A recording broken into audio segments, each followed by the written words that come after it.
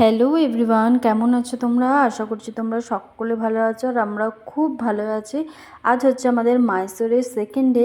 তো আমরা মাইসোর এসেছি আর মাইসোর পাক খাবো না তা কি কখনো হয়? তাই আজ আমরা চলে এসেছিলাম ওয়ার্ল্ড অফ মাইসোর পাকের ঘরে। তো এখানে এসে দেখি হরেক রকম ড্রাই ফ্রুটস অ্যান্ড এদের যত রকমের মাইসোর পাক আছে। এখানে অনেক রকম মাইসোর পাক আছে, গুড় দিয়ে আছে, চিনি দিয়ে আছে। আর মাইসোর পাকের মেন যেটা বৈশিষ্ট্য সেটা হচ্ছে ঘি। ঘি ছাড়া মাইসোর পাক হয় না। আর ঘিটা হচ্ছে অত্যন্ত জরুরি মাইসোর পাক তৈরি করার জন্য।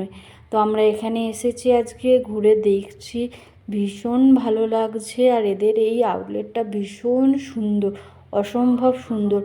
আর তার সাথে কিচেনটা রয়েছে একদম ওপেন, একদম ট্রান্সপারেন্ট। তোমরা এখানে আসলেই দেখতে পাবে এদের কিচেনটা কত সুন্দর, মানুষের দেখার জন্য সামনে রয়েছে, যে কোনো রকম কোনো ডুপ্লিসিটি হচ্ছে না, কোনো রকম কোনো বাজে জিনিস দেওয়া হচ্ছে না, একদম তোমাদের চোখের সামনে সুন্দরভাবে তৈরি করছে। এই দেখো কিচেনটা এত সুন্দর, অসম্ভব সুন্দর করে সাজিয়ে রেখেছে। আর একদম প্রত্যেকটা জিনিস ভীষণ সুন্দরভাবে করছে এরা। আর একদম হাইজিনটাকে মেনটেন করছে। দেখছো কত সুন্দরভাবে এরা এটাকে সাজিয়ে রেখেছে। মাইসোর পাক তো এমনি হয়।